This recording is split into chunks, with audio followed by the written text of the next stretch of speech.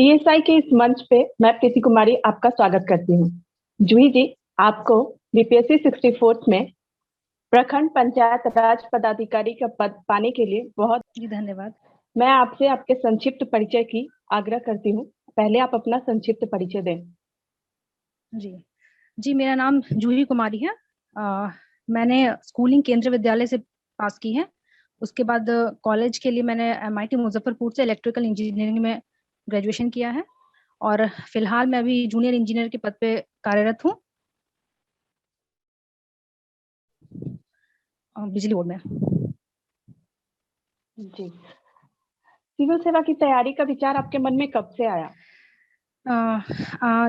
जैसे मैंने बिजली विभाग ज्वाइन किया उसके बाद से मेरा अंदर से था कि कुछ इससे आगे कुछ करना चाहिए। हमेशा से ये रहा है कि जहां हम अभी है वहां से थोड़ा अच्छा कुछ अगर प्रयास किया जाए तो उसे पाने के लिए हमेशा कोशिश करनी चाहिए। तो वहीं से मेरे दिमाग में सिविल सर्विसेज में जाने का विचार आया था। जी, आपने अपने पूरी रणनीति के समय किसी को अपना प्रेरणा स्रोत बनाया होगा, तो आपके लगातार मोटिवेट किए होंगे आप।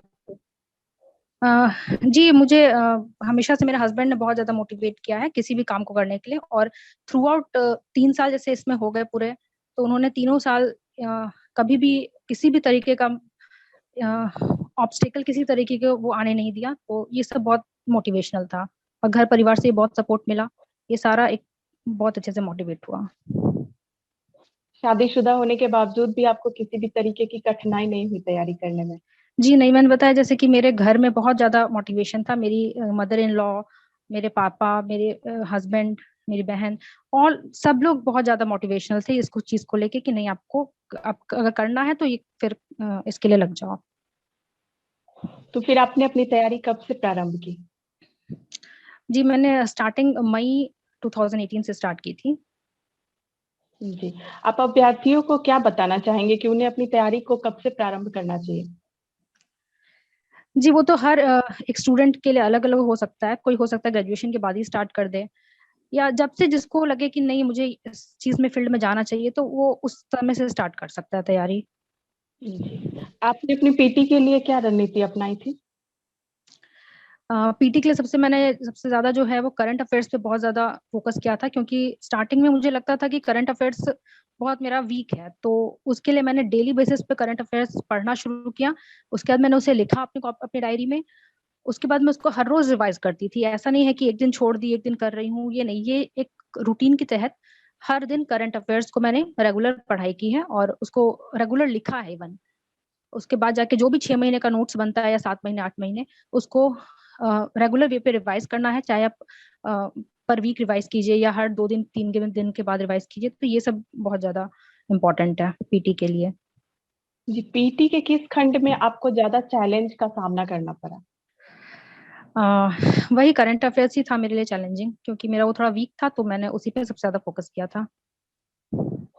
आपने अपनी मुख्य परीक्षा की तैयारी कैसे की और आप हमारे व्यूअर को इसके बारे में क्या बताना चाहेंगी? मुख्य परीक्षा के लिए सबसे पहले तो मैंने बुक वगैरह सबसे पहले स्टार्ट की, क्योंकि मेरा पहला प्रयास था। तो मैंने जैसे मैंने पीटी पास नहीं किया था, जैसे एग्जाम दिया तो मुझे लगा कि नहीं मेरा ये पीटी क्वालिफाई हो जाएगा। आई वॉज मतलब कॉन्फिडेंट थी मैं इस चीज के लिए। तो उसके बाद मैंने बुक स्टॉल गई, फिर वहां से बहुत सारी बुक्स वगैरह के बारे में जाना। तो उसमें से मुझे कुछ कुछ बुक्स जो भी ठीक लगी वो मैंने अपने अकॉर्डिंग खरीदी। और उसके बाद मैंने उसका एक कंबाइंड नोट्स तैयार किया। उसके बाद फिर मैंने उसका जिस तरह से प्रीवियस ईयर क्वेश्चंस आते हैं उस तरह से मैंने उसको प्रिपेयर किया और फिर उसी को मैंने राइटिंग प्रैक्टिस में लाया। उत्तर लेखन शैली के लिए कुछ विशेष आपने कुछ भी किया, जैसे आप कुछ बताना चाहें पॉइंट टू पॉइंट जी लिख के? हाँ। जैसे कि मैंने सबसे करंट अफेयर्स के लिए तो मैंने दृष्टि वगैरह की जो मैगजीन आती है या प्रतियोगिता दर्पण के जो ऐसे वाला पार्ट आता है उन टॉपिक्स को अच्छे से तैयार किया। क्योंकि मतलब 20-25 टॉपिक्स ऐसे रहते हैं जो कि लगता है कि हाँ इनमें से क्वेश्चन आ सकते हैं। तो उन सब कुछ चीजों को मैंने अच्छे से तैयार किया। फिर इसी तरह से सारा चीज है, हिस्ट्री हो पॉलिटी हो, इसी तरह से मैंने सब किया। सामान्य अध्ययन का कोई ऐसा पार्ट जो आपके लिए ज्यादा चैलेंजिंग रहा हो, बहुत कठिन हो आपके लिए?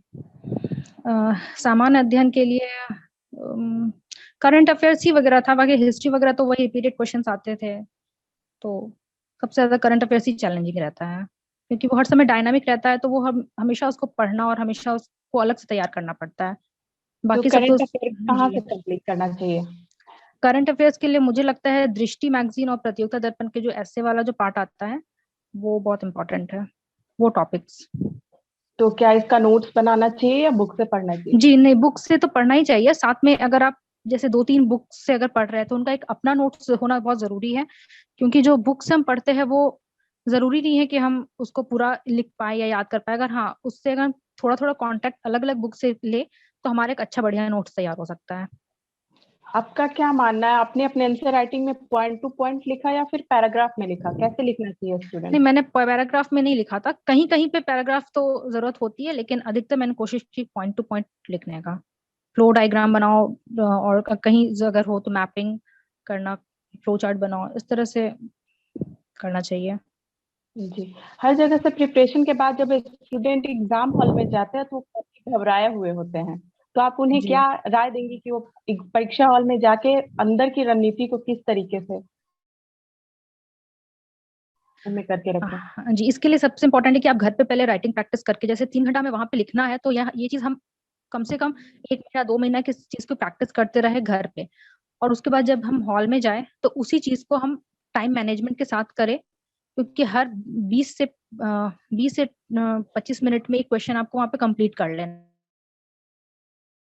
है। तो इसी जो राइटिंग प्रैक्टिस है वो बहुत इंपॉर्टेंट है। आपका वैकल्पिक विषय के बारे में आप क्या बोलना चाहिए? जी, मेरा वैकल्पिक विषय लेबर एंड सोशल वेलफेयर था। चूंकि इसका सिलेबस थोड़ा छोटा था और कन्वीनियंट भी था मेरे लिए, तो इसीलिए मैंने इसे लिया था। और इसमें यह था कि इसमें सभी लोग लगभग वही चीज लिखते हैं, लेकिन इसमें अगर थोड़ा इनोवेशन हम कर सके, जैसे कि डेली न्यूज़पेपर पढ़े, उसमें से बहुत सारा कंटेंट हमें मिल जाता है, या फिर ऑनलाइन सर्च करें, या गणेश सर का एक जो वेबसाइट है, सॉरी यूट्यूब चैनल है, क्लियर योर कंसेप्ट, उससे भी बहुत ज्यादा फायदा मिला मुझे इसको क्रैक करने के लिए। मेनली लेबर सोशल वेलफेयर के लिए मैंने यही सब किया था। पूरे प्रिपरेशन में आपके रणनीति के लिए किसी भी इंस्टीट्यूट या फिर किसी भी बुक का नाम आप बताना चाहें जो काफी फायदेमंद रहा हो आपके रणनीति में? जी जरूर। जैसे TSI ने मुझे बहुत हेल्प किया, बहुत मोटिवेट किया थ्रू आउट मेरे प्रिपरेशन के टाइम में। इसके अलावा बुक्स मैंने इंदुवाला की ली थी LSW के लिए, और करंट अफेयर्स मैंने बता ही दिया है कि दृष्टि एंड PD वगैरह पढ़ने। और आपका इन जी बोलिए। हाँ, और जैसे अभी तो ऑनलाइन ज्यादा सोर्सेज अवेलेबल है, तो जैसे TSI वगैरह में है कि आपका रिकॉर्डिंग रहता है, तो आप उसको अगर ज्वाइन करते हैं तो कहीं भी और कभी भी आप उसको पढ़ सकते हैं उस चीज को।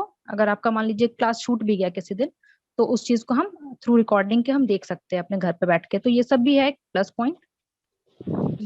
ऑफलाइन से ऑनलाइन ज्यादा फायदेमंद जी, है? बहुत ज्यादा फायदेमंद है। तो आपका इंटरव्यू बोर्ड कौन सा था और उनका व्यवहार कैसा था?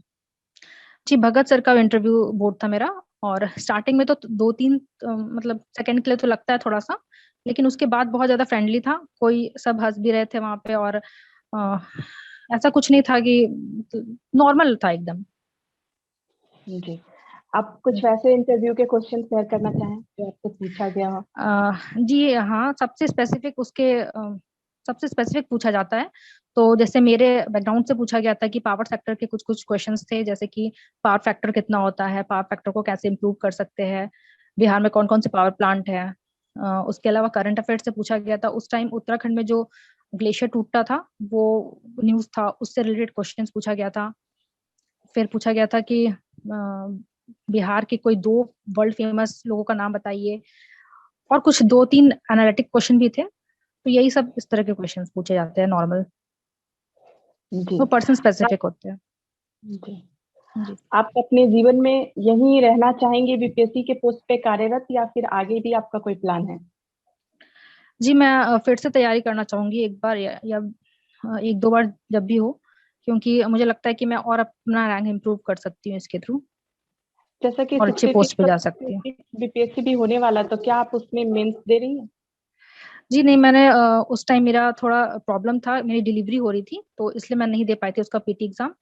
तो इसलिए मुझे लगता है कि अब मैं 67 ही दूंगी। आपने काफी संघर्षों के बाद इतने अच्छे पोस्ट को पाया है, तो क्या आप तैयारी करने वाले स्टूडेंट को कुछ संदेश देना चाहेंगी अपनी तरफ?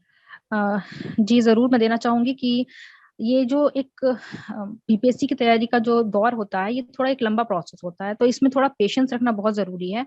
लेकिन पेशेंस के साथ साथ हमें इसमें अपना जो रिदम है उसको हमेशा बनाए रखना है। और ऐसा नहीं है कि हम आज पढ़ रहे हैं, कल नहीं पढ़ रहे हैं, परसों पढ़ रहे हैं। हमेशा आप 4 ही घंटा पढ़िए, लेकिन पर डे पढ़िए, और उस चीज को हमेशा एक रिवीजन के तौर पे रखिए। तो ये चीज मेरे लिए इम्पोर्टेंट, ये चीज मैं बताना चाहूंगी कि एक पेशेंस रखिए और हमेशा एक रिदम बनाए रखिए अपने पढ़ाई के साथ साथ, कंटिन्यूटी। जी। और आपसे आप बात करके बहुत अच्छा लगा। आपको फिर से आपके प्रखंड पंचायत राज पदाधिकारी बनने के लिए बहुत बहुत मुबारकबाद हो।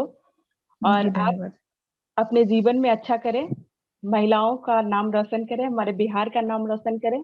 आप हमारी जी महिला जाति के लिए एक प्रेरणा स्रोत है।